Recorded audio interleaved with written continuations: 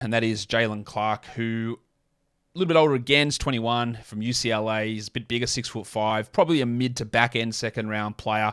And the thing that's going to stand out here with him is defense.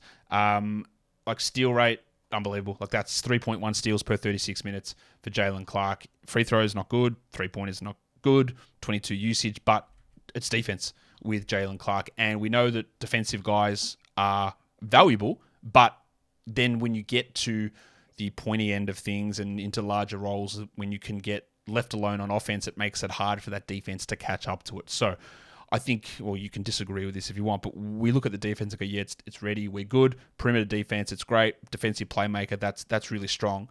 But is there hope for any other stuff?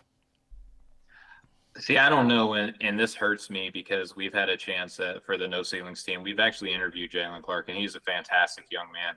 And the thing that I'm hesitant with, and Josh, I think you might kind of agree with some of my concerns, is that his biggest improvement as a player came this year, as an upperclassman, right? And we're looking at the age here. He's almost 22. He's coming off of a pretty significant lower body injury, which, Josh, I don't know how you feel about this. I typically add okay, if you're coming back off of a lower body injury, you're never really 100% yourself for 2 years, right? So how much is an NBA team going to invest in you with shooting concerns at your position, right? So he is a great slasher. He is a pretty decent ball mover, like a connective tissue guy. And that defense is nothing to sleep on, right? Like he could be a really reliable perimeter defender, but how much are you willing to invest in the shooting form and improving?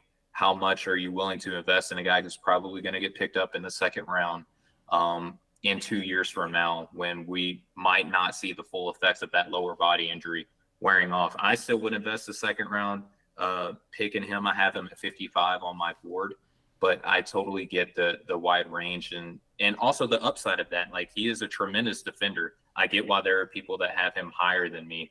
I'm if I was an NBA front office and I'm investing millions of dollars in a roster spot, potentially in somebody, I am a little hesitant based on what is coming with Jaylen Clark this year.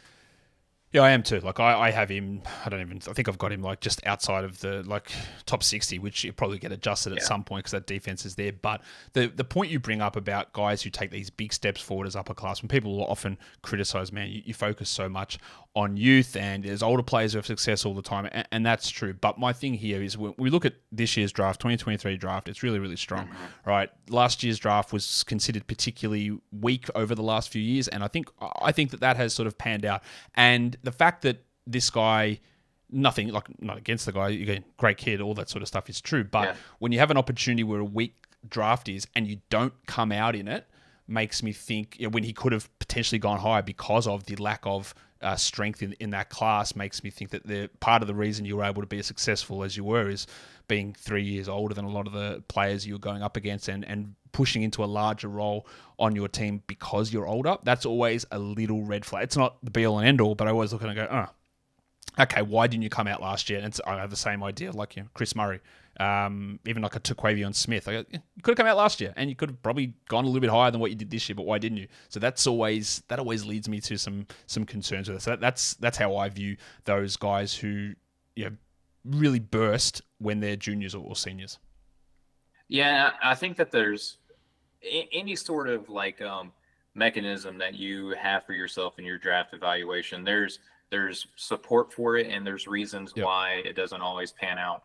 And I'm not an ageist guy, right? Like, I don't let age necessarily affect my evaluation on face value. But when we're looking at injuries, we're looking at when he took major strides within his game. We're looking at size, how that translates to the NBA based on the position he's likely to play. It just certainly doesn't help that if he's going to be a second round pick and really you're only guaranteed 2 years potentially on an NBA team. And again, with that lower body injury at that age, I could just understand why an NBA front office would be reluctant to invest a whole lot of value in that and feel like you had to be married to the guy. Yeah, you could end up seeing